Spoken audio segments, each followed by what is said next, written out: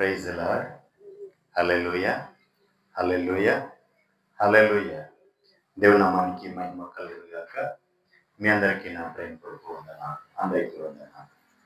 ప్రియులారా, ఈ పునరుత్థాన దినం ముందు ఈ 3వ సెషన్లో ప్రభువారు నాతో ఏం మాట్లాడబోతున్నారు అటు మాటి మనం ధ్యానించుకుందాం.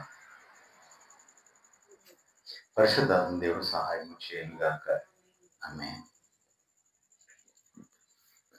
ఎఫెసీయులకు రాసిన పత్రిక 3వ అధ్యాయము 6వ వచనం.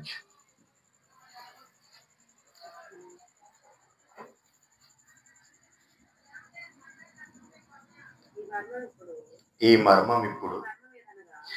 మర్మం ఏదనగా అన్యజనులు సువార్త వలన క్రీస్తు యేసునందు యూదులతో పాటు సమాన వారసులను, ఒక శరీరమందరి సాటి అవయములను వాగ్దానములు పాలివారునై ఉన్నారన్నది దేవునికి మహిమ కలుగునుగా. చూడండి ప్రియులారా, అక్కడ మనం చూసినట్లయితే వాగ్దానములో పాలివారునై ఉన్నారన్నది, వాగ్దానములో పాలివారే ఉండటం అంటే దేవుని యొక్క వాగ్దానంలో దాని పాలివారమై ఉండాలి. ఆయన వాగ్దానం ఎలా వస్తుంది, ఆ వాగ్దానం ఎలా జరుగుతుంది, ఎలా నెరవేరుతుంది, ఎవరి నుంచి ఎవరికి ఆ వాగ్దానం వస్తుంది, ఆ వాగ్దానం ఎవరి నుంచి ఎవరు అనుభవిస్తారు, ఎలా అనుభవిస్తారు అనేది ఉదయకాల సెషన్లో మనం మాట్లాడుకున్నాం. అది మన ఫేస్బుక్ లో ఉంది, చూడవచ్చు. సర్వోన్నతుని సన్నిధి ఫేస్బుక్ లో ఉంది, చూడవచ్చు. దేవునికి మహిమ కలుగునుగా. హల్లెలూయా. మరి ఈ సాయంకాలం ఈ విజయరాయ గ్రామంలో జరుగుతున్న ఈ ఆరాధనలో వాగ్దానములో పాలివారమగుట, వాగ్దానములో పాలివారములై ఉండుతున్నది అంటే పాలివారమే ఉండటమే. అది ఎలా పాలివారమై ఉండాలో ఒక మాట మనం ధ్యానించుకుందాం.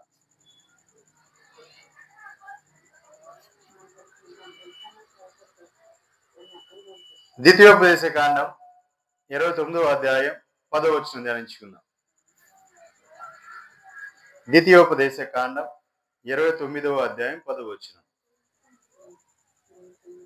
నీ దేవుడైన యెహోవా నీతో చెప్పిన ప్రకారముగాను నీ పితరులైన అబ్రహాము, ఇస్సాకు, యాకోబులతో ప్రమాణము చేసిన ప్రకారముగాను నేడు నిన్ను తనకు స్వజనముగా నియమించుకొని తానే నీకు దేవుడై ఉండినట్లు నీ దేవుడైన యెహోవా నేడు నీకు నియమించుచున్న నీ దేవుడైన యెహోవా నిబంధనలోను ఆయన ప్రమాణము చేసిన దానిలోను నీవు పాలు పొందుటకై ఇశ్రాయేలీయులలో ప్రతివాడు అనగా మీలో ముఖ్యులేమి, మీ గోత్రపు వారేమి, మీ పెద్దలేమి, మీ నాయకులేమి, మీ పిల్లలేమి, మీ భార్యలేమి, మీ పాలెములోనున్న పరదేశులేమి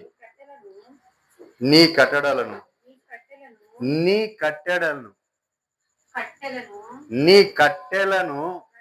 నరుకువారే గాని, నీ నీళ్లు తోడువారు గాని వీరందరూ నేడు మీ దేవుడైన యెహోవా సన్నిధిని నిలిచి ఉన్నారు. దేవునికి మహిమ కలుగునుగా.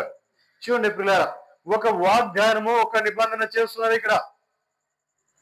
ఆ వాగ్దానము, ఆ నిబంధన నెరవేరడానికి నీ దేవుడైన యెహోవా నీతో చెప్పిన ప్రకారముగా నీ పితరులైన అబ్రహాము, ఇస్సాకు, యాకోబుల ప్రమాణము చేసిన ప్రకారముగాను దేవుడు నీతో చెప్పిన మాటలు. రెండోది నీ పితరులైన అబ్రహాము, ఇస్సాకు, యాకోబులతో చెప్పిన మాటలు. ఆ ప్రమాణము, ఆయన వారితో చెప్పిన ప్రమాణము చేసిన ఆ ప్రకారముగాను నిన్ను తనకు స్వజనముగా నియమించుకున్నాడు దేవుడు. దేవునికి మహిమ కలుగునుగా. ఎలా నియమించుకున్నాడండి? అబ్రహాముతోనూ ఇస్సాకుతోనూ యాకోబుతోనూ మాట్లాడాడు. అబ్రహాముని పిలిచాడు, అబ్రహామా, ఇదిగో నీవు నేను చెప్పినట్లుగా నడుచుకో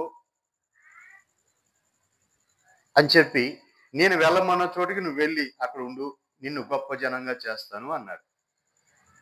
అబ్రహాము వెళ్ళాడు, అక్కడ నిలబడ్డాడు, గొప్ప జనంగా మార్చబడటానికి ఆ వాగ్దానం పొందుకున్నాడు. పొందుకున్న తర్వాత అదే ఇస్సాకుని పిలిచాడు. అబ్రహాం నుంచి వచ్చిన ఇస్సాకు అబ్రహాం నుంచి వచ్చిన ఇస్సాకుని పిలిచాడు. ఇస్సాకు, నీవు నీ తండ్రి వలె నీవు నడుచుకోమన్నాడు. నీ తండ్రి నా సన్నిధిలో ఎలా నడుచుకున్నాడో నీవు కూడా అలా నడుచుకో అన్నాడు. తర్వాత యాకోబు వచ్చాడు. యాకోబుని కూడా అదే మాట చెప్పాడు. అబ్రహాము ఎలా నడుచుకున్నాడో, ఇస్సాకు ఎలా నడుచుకున్నాడో నీవు కూడా అలాగే నడుచుకో అన్నాడు. దేవునికి మహిమ కలుగునుగా. అబ్రహాము ఎలా నడుచుకున్నాడో, ఇస్సాకు ఎలా నీవు కూడా యాకోబు నీవు కూడా అలాగే నడుచుకో అని చెప్పి యాకోబుతో చెప్పాడు. ఇప్పుడు వీళ్ళు ముగ్గురికి దేవుడు వాగ్దానం చేశాడు. దేవుడు వాళ్ళకి ఆశీర్వాదాన్ని ఇచ్చాడు. ఆ వాగ్దానం ముగ్గురి జీవితాల్లో నెరవేరుకుంటూ వచ్చింది. అబ్రహాముకి ఇచ్చిన ఆ వాగ్దానము, ఇస్సాకుకి ఇచ్చిన వాగ్దానము, యాకోబుకి ఇచ్చిన వాగ్దానము, మూడు కూడా ఒకటే. నీ మూలంగాను, నీ సంతానం మూలంగాను భూమిలోని సమస్త జనములు ఆశీర్వదించబడతారు అనేది వాగ్దానం. ఆ విధంగా ఆ ముగ్గురు కూడా ఒకే వాగ్దానం పొందుకున్నారు. ఆ ఒకే వాగ్దానం అనిపించుకుంటూ వచ్చారు. ఆ వాగ్దానము జనరేట్ అయ్యకుండా తన పిల్లల మీద తరతరాలకి ఆ జనరేట్ అయి వస్తుంది. అయితే ఇప్పుడు ఇక్కడ ఏమంటున్నాడంటే, ఆ చేసిన ప్రమాణం ఎవరితో? అబ్రహాము, ఇస్సాకు, యాకోబులతో చేసిన ప్రమాణ ప్రకారముగా నేడు నిన్ను తనకు స్వజనముగా నియమించుకుంటున్నాను అన్నాడు. అంటే అబ్రహాముని పిలుచుకున్నప్పుడు అబ్రహాముని మించుకొని నీ సంతానము నా సంతానం అవుతుంది, నేను ఏర్పరచుకున్న సంతానం అవుతుంది, వాళ్ళు నాకు స్వజనులుగా ఉంటారు, వాళ్ళు ఈ లోకం వీళ్ళ నుంచి ప్రత్యేకించబడిన వారు ఉంటారు, వారు నా పిల్లలు అని దేవుడు చెప్పాడు. అబ్రహాము సంతానం ఆ విధంగా ప్రత్యేకించబడింది. తర్వాత ఇస్సాకు సంతానం అలా వచ్చింది. తర్వాత ఇస్సాకు నుంచి యాకోబు వచ్చాడు. యాకోబు కూడా అదే వాగ్దానం పొందుకున్నాడు. ఇప్పుడు యాకోబు నుంచి అనేకులు బయలు వచ్చారు కాబట్టి అనేక సంతానం అయింది, గొప్ప సంతానం అయింది కాబట్టి ఇప్పుడు దేవుడు వారితో ప్రమాణము చేశాను. ఎవరితో? వారితో ప్రమాణం చేసిన ప్రకారముగా అబ్రాహాముతోను, ఇస్సాకుతోను, యాకోబుతోను ప్రమాణము చేసినట్టుగా నేడు నిన్ను తనకు స్వజనముగా నియమించుకున్నాను అంటున్నాడు. అంటే సొంత స్వజనం అంటే సొంత జనం, స్వజనం అంటే సొంత జనముగా నియమించుకున్నారు. వీళ్ళు నా పిల్లలు, నా సొత్తు, నా ఆస్తి. ఇప్పుడు మన పిల్లలు ఉన్నారు, మనం కనిన పిల్లలు, మనం ఏమంటాం? వీళ్ళు నా వారసులు అంటారు, నా వారసులు అంటారు. అలాగే అబ్రహాము నుంచి వచ్చిన ఇస్సాకు నుంచి యాకోబు నుంచి వచ్చిన అనేక మంది సంతానం కూడా ఏమైపోయారు? దేవునికి వారసులుగా మారిపోయారు. నా స్వజనము, నా స్వకీయ సంపాదన అని చెప్పి దేవుడు వారి గురించి చెప్పాడు. దేవునికి మహిమ కలుగుగా. హల్లెలూయా. నేడు నిన్ను తనకు స్వజనముగా నియమించుకుంటే నిన్ను నియమించుకున్నాడు అంటే సొంత పెద్దలుగా ఆయన స్వీకరించాడు నిన్ను. ఎందుకంటే నీ తండ్రులతో నీ పితరులతో ప్రమాణము చేసిన ఆ వాగ్దానము నెరవేర్పు కోసం. దేవునికి మహిమ కలుగునుగా. హల్లెలూయా. అలా నియమించుకొని తానే నీకు దేవుడై ఉండునట్లుగా, ప్రభువైన యేసుక్రీస్తు వారే నీకు దేవుడై ఉండునట్లు నీ దేవుడైన యెహోవా నేడు నీకు నియమించుచున్న నీ దేవుడైన యెహోవా నిబంధనను ఆయన ప్రమాణము చేసిన దానిలోను నీవు పాలు పొందాలి. ఆయన ప్రమాణం చేశాడు. ఆ ప్రమాణం చేసిన ఆ నిబంధనలో నీవు పాలు పంపులు పొందాలి. అంటే నీవు వారసుడు అవ్వాలి. ఆ దాంట్లో నువ్వు హక్కు పొందుకోవాలి. దేవునికి మహిమ కలుగునుగా. ఆ నిబంధనలో నీవు పాలువాడవై ఉండాలి. అంటే దేవుడు అబ్రాహాముతో నిబంధన చేశాడు, ఇస్సాకుతో నిబంధన చేశాడు, యాకోబుతో నిబంధన చేశాడు, నీతోనూ నిబంధన చేస్తున్నాడు. నేను నీకు దేవుడిని అయి ఉంటాను, నీవు నాకు స్వకీయ జనమై ఉంటావు, నీవు నా సొంత వారసుడుగా నీవు ఉంటావు, నేను నీకు తండ్రిగా ఉంటాను అని చెప్పి దేవుడు నీతో నిబంధన చేశాడు. ఆయన ఎప్పుడు నిత్యము కూడా నీతోనే ఉండడానికి ఆయన ఇష్టపడుతున్నాడు. ఆ నిబంధన ప్రకారం ఆయన నీతోనే ఉండి నీకు తండ్రిగా ఆయన ఉండడానికి, నీకు దేవుడిగా ఆయన ఉండడానికి ఆయన ఇష్టపడి ఆయన నిబంధన చేస్తుంటే నీవు కూడా ఆయనతో నిబంధన చేసుకోవాలి. ప్రభువా, ఆయన అది కోరుకున్నది ఏంటంటే నేను తప్ప నీకు వేరొక దేవుడు ఉండకూడదు, నీ వేరే దేవుడిని ఆరాధించడానికి వీలు లేదు. నేను తప్ప వేరే దేవుడు ఎవడున్నో లేడు. దేవునికి మహిమ కలుగుగా. నీవు ఆయన సొత్తుగా మార్చబడ్డావు. లోకంలో ఎంతో మంది ఉన్నారు, ఎంతో మంది లోకంలో ఉన్నారు, కానీ నిన్నే ఏర్పరచుకున్నారు, నిన్నే తెలుసుకున్నాడు. కారణం ఏంటి? ఆయన ముందుగానే నిన్ను సిద్ధపరచుకున్నాడు. అబ్రహాము యొక్క సంతానంగా నిన్ను ఏర్పరచుకున్నాడు. అబ్రహాముని ఏ విధంగా పిలుచుకున్నాడో, అబ్రహాము యొక్క సంతానం ఏ విధంగా పిలుచుకుని ఆ సంతానంలో నిన్ను వారసుడిగా చేసుకున్నాడు. అందుకే ఆయన ఇప్పుడు ఆ వాళ్ళకి ఇచ్చిన ఆ నిబంధన వాళ్ళు కూడా అనుభవిస్తున్న, ఎవరు? అబ్రహాము, ఇస్సాకు, యాకోబుల యొక్క నిబంధన నీతో ఆయన స్థిరపరుస్తూ యెహోవా నిబంధనలోను ఆయన ప్రమాణము చేసిన దానిలోను నీవు పాలివాడవగుటకై. నువ్వు దాంట్లో పాలివాడవ్వాలి. అంటే అబ్రహాముతో చేసిన నిబంధన, ఇస్సాకుతో చేసిన నిబంధన, యాకోబుతో చేసిన నిబంధన, దేవుడు నీతో చేసిన నిబంధనలో నీవు ఆ నిబంధనలో వాటాదారుడు కావాలి, హక్కుదారుడు కావాలి. అది దేవుని సంకల్పం. దేవునికి మహిమ కలుగునుగా. హల్లెలూయా.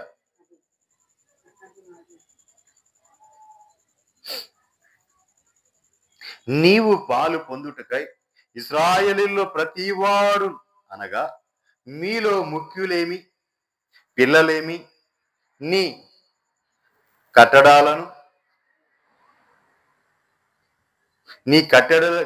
కట్టెలను నరుకువాడును, నీ దగ్గర పనిచేసే పనివాడు సైతం, నీ పనివాడు సైతం అంటే పొలం నరికేవాడే గాని, నీళ్లు తోడేవాడే గాని, వీరందరూ నేడు మీ దేవుడైన యెహోవా సన్నిధిని నిలిచి ఉన్నారు. దేవునికి మహిమ కలుగును గాక. హల్లెలూయా. అందరూ కూడా దేవుని సన్నిధికి రావాలి. ఎవరు? నీవే కాదు, నీ కుటుంబమే కాదు, నీ పనివారు సైతము కూడా దేవుని సన్నిధిలో నిలబడాలి. దేవునికి మహిమ కలుగును గాక. హల్లెలూయా. నిజమే ప్రియులారా, ఆలోచించండి. మనము వెళ్తే సరిపోతుందా? మనము ఆయన సన్నిధిలో ఉంటే సరిపోతుందా? మనము ఆయన ఆశీర్వాదాలు పొందుకుంటేనే సరిపోతుందా? కాదు. ఆయన వాగ్దానాలు మనమే కాదు, మనతో ఉన్నవారు కూడా పొందుకోవాలి. దేవునికి మహిమ కలుగును గాక. హల్లెలూయా. ఎవరు పొందుకోవాలండి? మన దగ్గర పని చేసేవారు సైతం పొందుకోవాలి.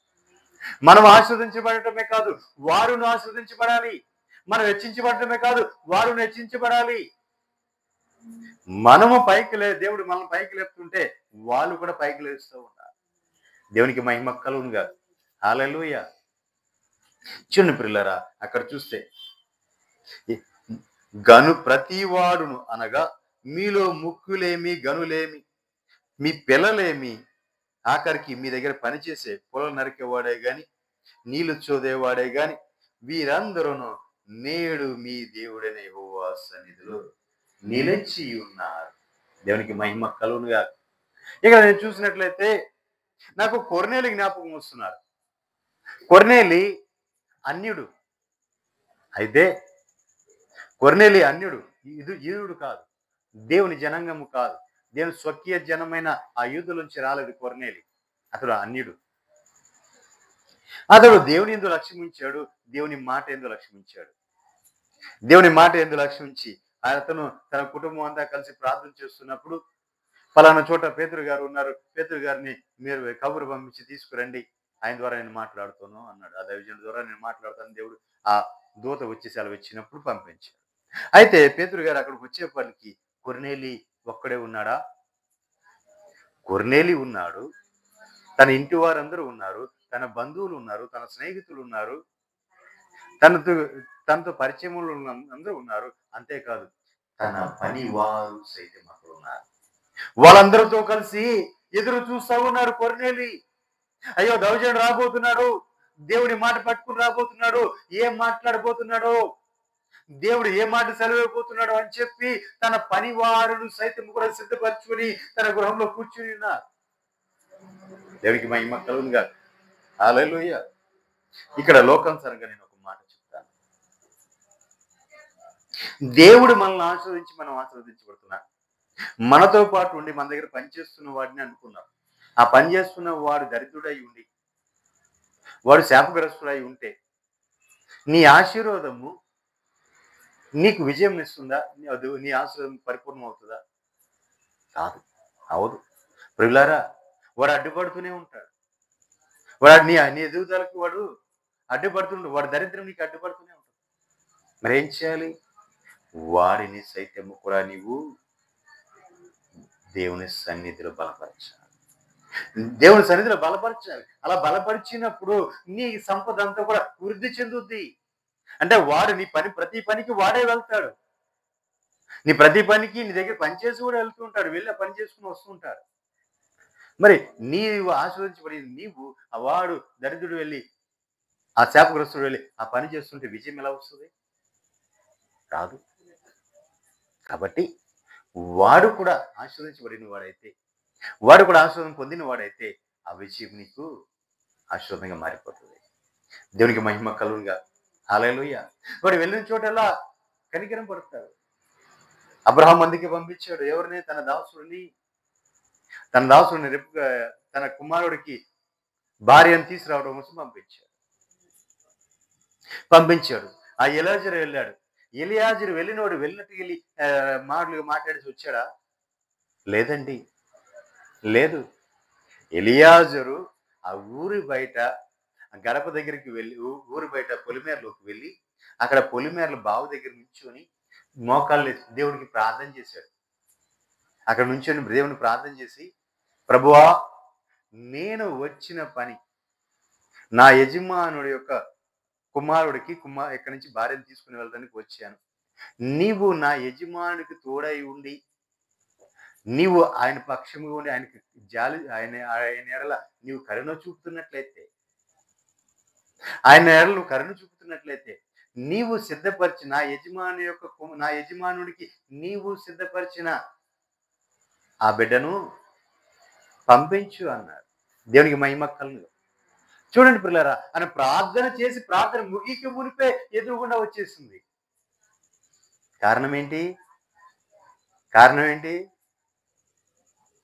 తన యొక్క దాసుడు దేవుని స్తుతించువాడై ఉన్నాడు, దేవుని మహింపరచువాడై ఉన్నాడు, దేవుని కనపరచువాడై ఉన్నాడు. నా యజమానుడైన అబ్రాహాము దేవుడైన తండ్రి అని పిలిచాడు. అంటే నా యజమానుడి యొక్క ఆరాధించే దేవుడా కరుణించు. దేవునికి మహిమ కలుగునుగా. అబ్రాహాము ఏం నేర్పించండి? తన బిడ్డలకి, తన కుటుంబానికి, తన దగ్గర ఉన్న వారికి, తన పని వారు అందరికి కూడా నేర్పించాడు. దేవునికి మహిమ కలుగునుగా. అందుకే అందరూ కూడా తన బిడ్డలై ఉన్నారు కాబట్టి తన ఇంటికి వచ్చిన తర్వాత పనివాడు కూడా ఎవరి లెక్కలోకి వస్తాడు? ఆ యజమాని లెక్కలోకే వస్తాడు. ఇప్పుడు వీరంతా కూడా ఏమవ్వాలి? ఆ పనివాడు సైతము కూడా నీవు ఆరాధిస్తున్న దేవుణ్ణే ఆరాధిస్తూ ఉంటే కనుక, అంటే నిన్ను చూసి వాడు నేర్చుకోవాలి. ఇక్కడ మనకి ఈ మాట అదే. ఏంటి? చూడండి, ఇశ్రాయేలులో ప్రతివాడు అనగా మీలో ముఖ్యులేమి, మీ పిల్లలేమి, మీ కట్టెలను నరుకువారు మొదలుకొని నీళ్లు చేదివారును వీరందరూ నేడు మీ దేవుడైన యెహోవా సన్నిధిని నిలిచి ఉన్నారు. దేవునికి మహిమ కలుగునుగా. దేవుని సన్నిధిని, మీ పనివారు సైతం దేవుని సన్నిధిలో నిలిచి ఉన్నారు. నీ దగ్గర పనిచేసేవాడు కూడా దేవుని సన్నిధికి రావాలి నీతో పాటు. దేవునికి మహిమ కలుగునుగా. ఇది మర్మమే, ఒక విధంగా చెప్పాలంటే మర్మమే. ఒక ఆశీర్వాదం పొందుకోవాలంటే, అబ్రాహాము వలె నువ్వు ఆస్వాదించబడాలి అనుకుంటే, అబ్రాహాము ఒక వాగ్దానం నాకు ఉంది, నేను ఆస్వాదిస్తుంటే కుదరదు. అబ్రహాము నడుచుకున్న విధంగా నడుచుకోవాలి. అంటే తన ఇల్లంతా కూడా శుద్ధీకరణ, ఎక్కడ కూడా అపవిధి లేదు, అపవిత్రత అనేది లేదు, అన్ని దేవతలను ఆరాధించేది లేదు. ఎందుకంటే అందరూ కూడా ఒకే దేవుని ఆరాధిస్తున్నారు. దేవునికి మహిమ కలుగును గాక. అందుకే అది విజయం నీకు. అలా ఉండటం విజయం. దేవునికి మహిమ కలుగును గాక. హల్లెలూయా. నేను వెళ్తున్నాను, ఇదిగో నువ్వు ఆ పనికి, నేను మందిరానికి వెళ్తున్నాను కాబట్టి నువ్వు ఆ పని అంతా చూసుకో, నువ్వు ఇంట్లో పని అంతా చేసుకో, నువ్వు పొలంలో పని చేయి, లేదా తోటలో పని చేయి, లేదా నువ్వు ఆఫీసులో పని చూసుకో, నేను మందిరానికి వస్తా, అలా చెప్పకూడదు. అక్కడ ఏం చేయాలి? నీతో పాటు వాడిని కూడా దేవుని సన్నిధికి తీసుకురాలి. దేవునికి మహిమ కలుగుగా. నీవు వేసే పునాది, నువ్వు వేసే నడిపింపు వారి ఇంటి అందరికి కూడా దేవుడు అదే అన్నాడు. అబ్రహాము గురించి సాక్ష్యం ఇస్తూ తన పిల్లలకు తన ఇంటి వారికి అబ్రహాము నేర్పిస్తాడు, ఈ మాట చెప్తాడు, ఖండితంగా ఆజ్ఞాపిస్తాడు అని నేను ఎరుగుదును అన్నాడు. దేవునికి మహిమ కలుగుగా. అంటే ప్రియులారా, నీ దగ్గర పనిచేసే నౌకర్లు సైతము నీవు దేవుని సన్నిధికి నడిపించాలి, దేవుని సన్నిధిలో వాళ్ళు నిలబెట్టాలి, నీతో పాటు నిలబెట్టుకోవాలి. అప్పుడు నీవు వృద్ధి చెందుతావు, నీవు ఆశీర్వదించబడతావు. దేవునికి మహిమ కలుగుగా. హల్లెలూయా. లేదు, నువ్వు అన్నిని పెట్టుకున్నావు, నీ దేవుని ఆరాధించేవాడు కాదు, నువ్వు అన్నిని పెట్టుకున్నావు. నీవు దేవుడిని నీ ఆశ్రయించి నువ్వు వెళ్ళి ఆ పని చేసుకుని రమ్మన్నావు, ఆ పని చేసుకుని రావడానికి వాడేం చేస్తాడు? అక్కడికి వెళ్ళి వాళ్ళ దేవుని ఆరాధించి మొదలు పెడతాడు. ఆ పని వాళ్ళ దేవుని ఆరాధించి మొదలు పెడతాడు, లేదా వాళ్ళ దేవుని ఆరాధించుకుని వస్తాడు, వాళ్ళ దేవుడు అక్కడ ఉంటాడు. కానీ మనకి అక్కడ పొత్తు ఉండదు కాబట్టి అక్కడ నీకు విజయం రాదు, నువ్వు నష్టపోతావు. దేవునికి మహిమ కలుగుగా.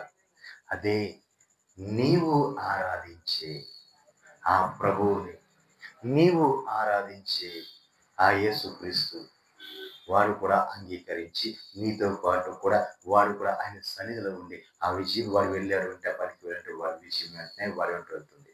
ఎవరి విజయం? నీ విజయము వాడి వెంట వెళ్తుంది. దేవుడు అక్కడ కృప చూపుతాడు. దేవునికి మహిమ కలుగుగా. అబ్రహాము యొక్క దాసుడు ఎలియాజరు ప్రార్థన చేసి కళ్ళు తెరిచిన వరనే ఎదురుగుండా కడవెత్తుకుని వచ్చింది చిన్నదై. దేవునికి మహిమ కలుగుగా. ప్రార్థన ముగించలా, ప్రార్థన చేస్తూనే కళ్ళు తెరిచి చూస్తే ఎదురుగుండా కడవెత్తుకుని వస్తుంది. దేవునికి మహిమ కలుగుగా. అంటే తన ప్రయాణాన్ని సఫలపరచులాగా సూచన అడిగాడు ఆయన. నీవు నేను వచ్చిన ప్రయాణాన్ని సఫలపరిచవో లేదో నాకు కనపరచు అన్నాడు. ఎదురుగుండా ఈయన మాట నోటి నుంచి ఇంకా మునిపే ఎదురుగుండా వస్తుంది. దేవునికి మహిమ కలుగుగా. అంటే నీవు చేసిన పని, నీ పనివారు కానీ, నీ దాసులు కానీ, నీ దగ్గర ఉన్న అసిస్టెంట్లు కానీ, నీ దగ్గర ఉద్యోగం చేసే వాళ్ళు కానీ, వారు గనక వెళ్తే ఆ కార్యము, నీ జరగాల్సిన కార్యం దేవుడు ఏం చేస్తాడు? త్వరపెట్టి వెంటనే జరిపించుకుంటూ వచ్చేస్తాడు. దేవునికి మహిమ కలుగుగా. నీకు విరోధమైన వాడిని పెట్టుకున్న వాడు వెళ్ళాడు అనుకోండి, అది జరిగిపోయే పని కూడా ఆగిపోతూ ఉంటుంది. దేవునికి మహిమ కలుగుగా. హల్లెలూయా.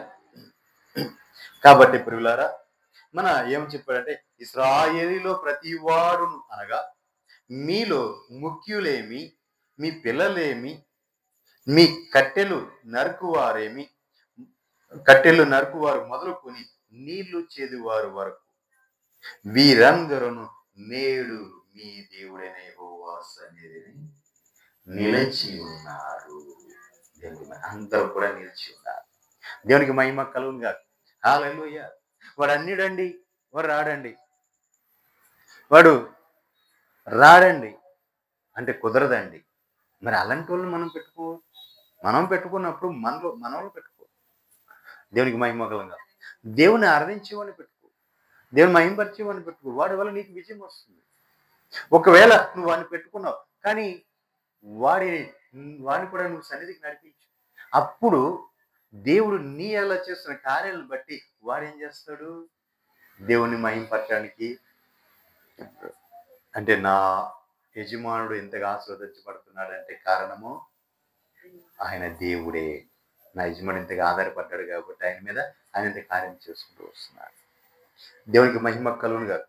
మనం ఎలియాజర్ను చూసి నేర్చుకోవాలి. అబ్రహాము ఎలియాజర్ని ఏ విధంగా తయారు చేశాడు? అది చూసి నేర్చుకోవాలి. దేవునికి మహిమ కలుగునుగా. హల్లెలూయా. చూడండి పిల్లారా, అపోస్తుల కార్యాలు 1వ అధ్యాయం 17వ వచనం ధ్యానించుకుందాం. అప్పుడు అతడు మీలో పాలివాడై ఉంటాడు.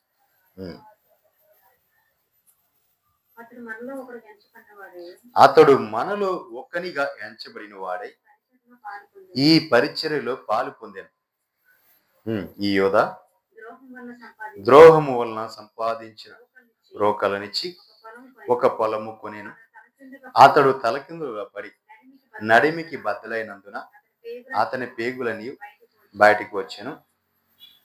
యూద 25 వచ్చిన యూద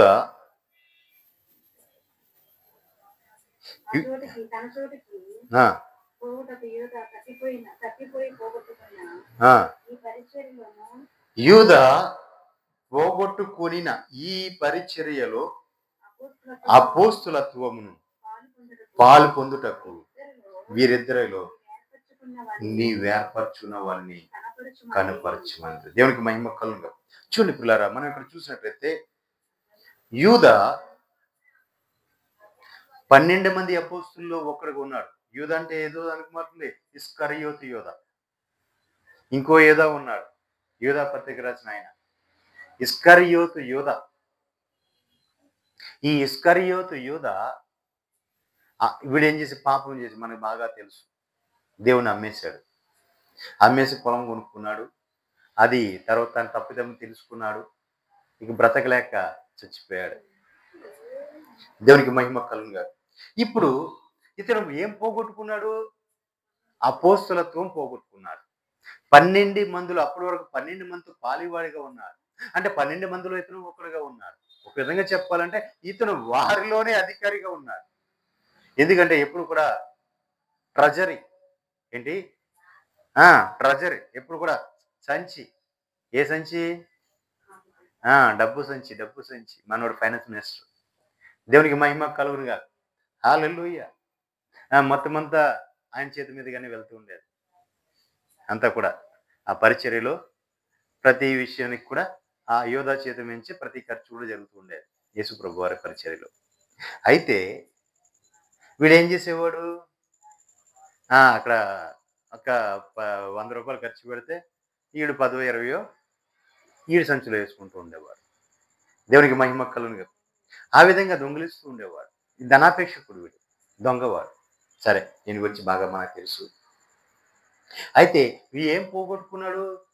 12 మందిలో స్థానాన్ని పోగొట్టుకున్నాడు. 12 మందిలో ఇతను ఒక్కడిగా ఆ అంటే ఆ హక్కుని పోగొట్టుకున్నాడు.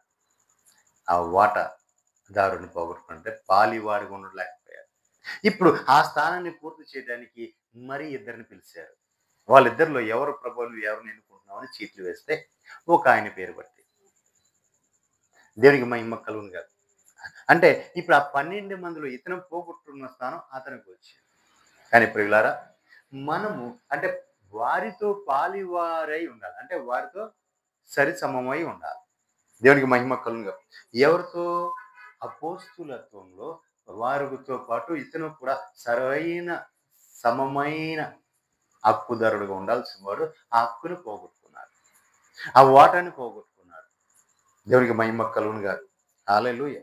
అలా మనం ఉండకూడదు. పోగొట్టుకునేటట్టుగా ఉండకూడదు. అపోస్తులత్వం అంటే ఈ రోజున 5 4 మినిస్టర్లో చూస్తే మొదటగా అపోస్తులత్వము, అపోస్తులు, రెండోది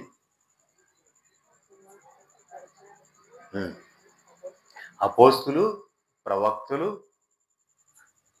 తర్వాత సువార్తికులు, బోధకుడు, ఇంకొకటి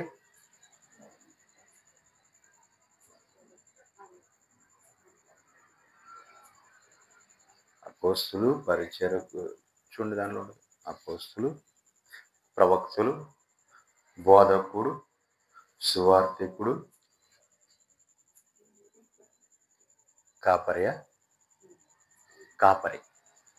కాపరులు. ఈ విధంగా 5 పరిచర్యలు కలిపి 5 పరిచర్యలు. దేవునికి మహిమ కలుగునుగా. అయితే ఈ ప్రథమది అపోస్తులత్వం. ప్రభు నుంచి వచ్చింది అపోస్తులత్వం. ప్రవక్త ఏం చేస్తాడు? ప్రవక్త దేవుని మాట తీసుకుని వచ్చి ప్రజలతో చెప్తూ ఉంటాడు. ప్రవక్త దేవుడు పిలుస్తాడు, హెస్కేలు ఇదిగో ఇట్రా, ఈ నా మాటగా తీసుకుని వెళ్ళి వాళ్ళని ప్రజలతో చెప్పు. ఇర్మియా ఈ మాట తీసుకుని ప్రజలతో చెప్పు. సమూయేలు ఈ మాట తీసుకుని ప్రజలతో చెప్పు. ఆమోసు ఈ మాట ప్రజలతో చెప్పు. ఇలా ప్రవక్తలు దేవుడి నుంచి మాట తీసుకుని చెప్పు. కానీ ఇక్కడికి వచ్చేప్పటికి అపోస్తుల్లో మెయిన్ అన్నిటికంటే ఇప్పుడున్న పరిచయం మన ప్రభు అయిన యేసుక్రీస్తు వారు వచ్చిన కొత్త నిబంధనకు వచ్చిన తర్వాత పరిచర్యలో అపోస్తులు ప్రథమంగా ఉన్నారు. అపోస్తుల పరిచయ ప్రథమంగా ఉంది. తర్వాత మిగిలిన వాళ్ళందరూ వచ్చారు. కానీ ప్రియులారా, మరి ఈ పరిచర్య, ఈ హక్కు, ఈ వాట పోగొట్టుకున్నాడు ఎవరు? యూదా, ఇస్కరియోతు యూదా. దేవునికి మహిమ కలుగునుగా. మనము అంటే ఆ స్థానాన్ని మనం పోగొట్టుకునేది ఎట్లా ఉండకూడదు. దేవుడు ఏ స్థానం అని, ఏ ఆశ్రదం, ఏ వాగ్దానం అని దానిని మనం ఎన్నడూ కూడా పోగొట్టుకోకూడదు. ఎన్నడూ కూడా పోగొట్టుకోకూడదు. దేవునికి మహిమ కలుగునుగా. మనం అంతగా వృద్ధి చేసుకోవాలి, అభివృద్ధి పొందాలి. ఆశీర్వాదమైన వాగ్దానమైన అది అంతకంత వృద్ధి చెందాలి. మనం అనిపించాలి, మన పిల్లలు అనిపించారు, వాళ్ళ పిల్లలు అనిపించారు, వారి పిల్లలు వృద్ధి చెందాలి. దేవుడిచ్చిన వాగ్దానం ఫలించాలి. దేవుడికి మహిమ కలుగునుగా. ఈ ఇస్కరియోతు యూదా వలె పోగొట్టుకోకూడదు. రోమీయులకు రాసిన పత్రిక 6వ అధ్యాయం 4వ వచనం ధ్యానించుకున్నాం. 4.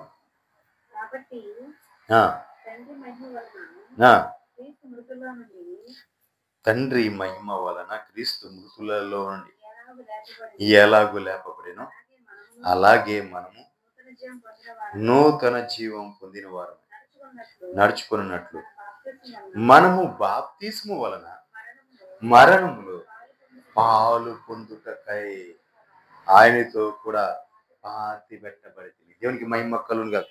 దేంట్లో పాలు పొందాలి అంటే క్రీస్తులో మనం పాలు, అంటే మనం బాప్తిస్మం వలన మరణములో పాలు పొందాము. పాలు పొందడం అంటే ఆయనతో సమానమైన హక్కు పొందుకున్నాం. ఆయనతో సమానమైన హక్కు పొందుకున్నాం. ఎందుకని?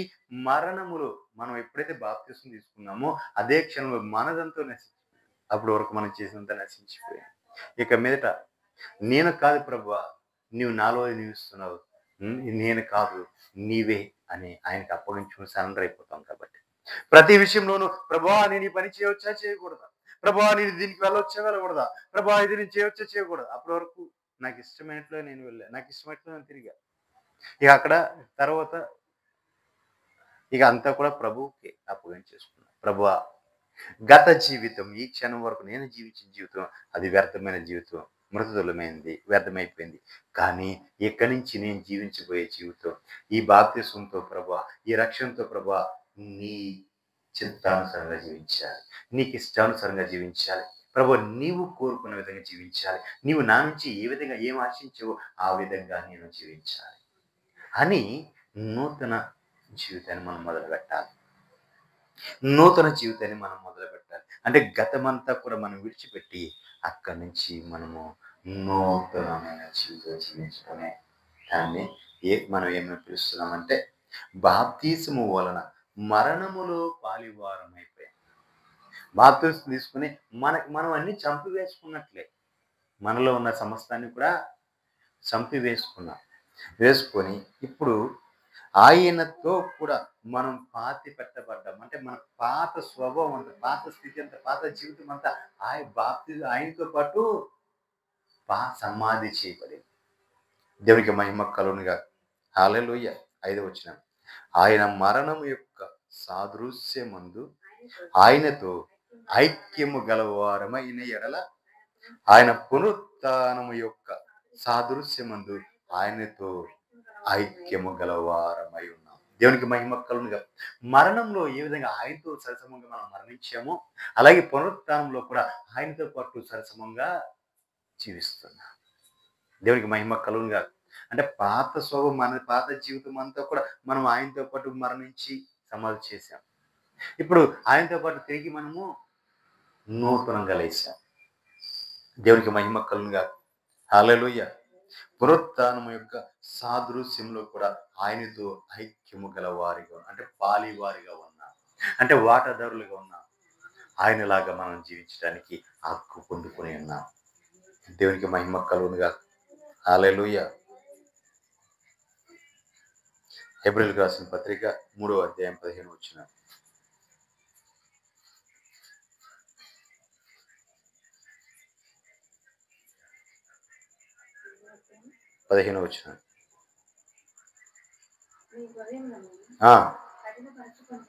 మీ హృదయములను కఠినపరచుకోవద్దు అని ఆయన చెప్పిన కనుక పాపము వలన కలుగు భ్రమచేత మీలో ఎవరును పాపము చేత భ్రమపరిచే ఆ కఠినము మీలోకి రాకూడదు. ఎవరు కూడా పాపము చేత ఆ కఠిన మనసు నీలోకి రాకూడదు. దేవునికి మహిమ కలుగునుగా. భయంకరమైన కఠిన మనసు ఒక్కొక్కరు ఉంటుంది. రాతి గుండె. అసలు ఎంత కఠినంగా ఉంటారంటే వారు చూస్తుంటాం. ఎంతో కఠినము, భయంకరం కఠినం. అస్సలు ఏంట్రా అసలు వీళ్ళు మనుషులేనా? మానవత్వం ఉందా? అరే కొంచెం మానవత్వం ఉంటే మంచి చెడ్డ జాలి జరణ ఇవన్నీ ఉంటాయి. వాళ్ళకి ఏమీ లేవే అన్నట్టు ఉంటారు కొంతమంది. అలా కఠినపరచుకోకూడదు.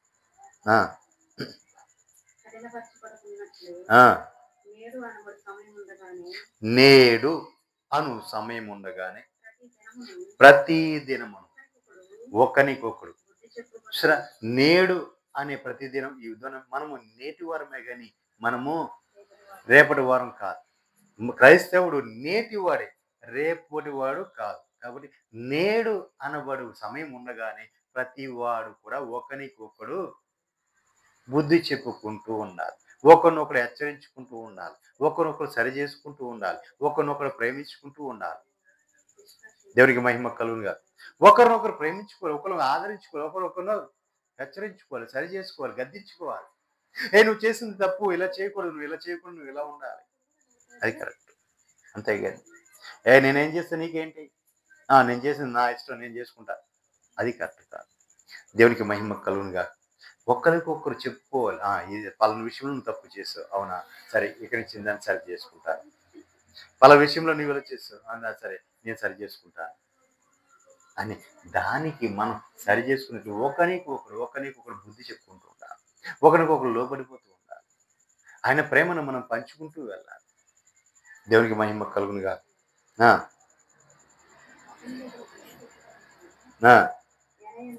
ఎలా అనగా చూడండి, ఎందుకు అలా ఉండాలంటే మొదట నుండి మనకున్న దృఢ విశ్వాసం. ఏ విశ్వాసం అండి? దృఢమైన విశ్వాసం, గట్టి స్ట్రాంగ్, అంత స్ట్రాంగ్ అయిన విశ్వాసం మనలో ఉంది.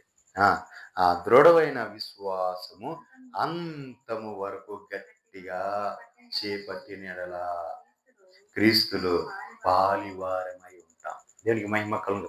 అంతము వరకు, ఆఖరి క్షణం వరకు మనకున్న విశ్వాసాన్ని, ఆ దృఢమైన విశ్వాసాన్ని గట్టిగా పట్టుకోవాలి. ఎక్కడ కూడా కోల్పోకూడదు, ఏ పరిస్థితులను కోల్పోకూడదు. ఆఖరికి సమస్తము అయిపోయింది, ఇక నా పరిస్థితి అయిపోయింది, ఇక నేను ఎందుకు పనికిరాను అన్న స్థితి నుంచి కూడా నా ప్రభు ఉన్నాడు అనే విశ్వాసం, మన దృఢ విశ్వాసం గట్టిగా పట్టుకుంటే, అంతము వరకు గట్టిగా పట్టుకుంటే నా ప్రభు ఏం చేస్తాడు? ఆయనలో మనం పాలివారం అయిపోతాం. దేవునికి మహిమ కలుగును కాదు. మన విశ్వాసాన్ని బట్టి క్రీస్తులో మనము పాలివారం అవుతాం. అంటే క్రీస్తు సరిసమం అయిపోతాం. క్రీస్తు సమాన వారసులుగా మనం మారిపోతాం. క్రీస్తులో సమాన వారసులా మనం మారిపోతాం. కాబట్టి మన దృఢ విశ్వాసం మనం ఏం చేయాలి? అంతము వరకు గట్టిగా పట్టుకోవాలి. దేవునికి మహిమ కలుగును కాదు. అంతము వరకు నువ్వు గట్టిగా పట్టుకో. నీ కలిగిన విశ్వాసాన్ని నువ్వు గట్టిగా పట్టుకో. నా ప్రభు ఖచ్చితంగా నీ జీవితం కార్యం చేస్తాడు. ఆయన విడిచిపెట్టే దేవుడు కాదు. ఆయన విడిచిపెట్టే దేవుడు కాదు. ఆయన సమస్తము కూడా తేటగా చూస్తున్న దేవుడు. సమస్తం కూడా ఆయన నిన్ను తేటగా చూస్తున్న దేవుడు. నిన్ను రక్షించడానికి ఆయన శక్తివంతుడు, సమర్థుడు. నువ్వు ఏ స్థితిలో ఉన్నా, ఏ పరిస్థితిలో నువ్వు ఎలా ఉన్నా, నిన్ను రక్షించడానికి ఆయన సమర్థుడై ఉన్నాడు. దేవునికి మహిమ కలుగు. కానీ నువ్వు చేయాల్సినంత ఒకటే, ఏంటి? నీ దృఢమైన విశ్వాసాన్ని గట్టిగా పట్టుకోవాలి. దేవునికి మహిమ కలుగునుగా. అప్పుడు నువ్వు అంత గట్టిగా పట్టుకున్నప్పుడు నీవు ఆ విశ్వాసాన్ని గట్టిగా చేపట్టినట్లా క్రీస్తులో నీవు పాలివాడివై ఉంటావు. క్రీస్తులో పాలివాడు అంటే క్రీస్తుతో పాటు సరిసమంగా ఉంటావు. దేవునికి మహిమ కలుగునుగా. కాబట్టి ప్రియులారా, మరి మనకు కలిగిన విశ్వాసాన్ని మన దృఢమైన విశ్వాసంలా గట్టిగా పట్టుకొని మనం ఉందుముగాక. మనము క్రీస్తులో పాలివారమై ఉందుముగాక. క్రీస్తు పోలికలో, క్రీస్తు స్వరూపంలో మనం మార్చబడదుముగాక. ఆయన రాకడలో మనం ఎత్తబడటానికి, ఆ మహిమ స్వరూపాన్ని మనం ధరించుకోవడానికి మనం అర్హత పొందుకుందుముగాక. అట్టి కృప పరిశుద్ధాత్మ దేవుడు మనకు అనుగ్రహించునుగాక. ఆమేన్. ప్రార్థన చేసుకుందాం.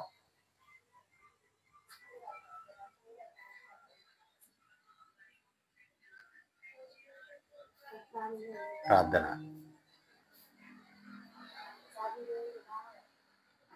ప్రార్థన ప్రార్థన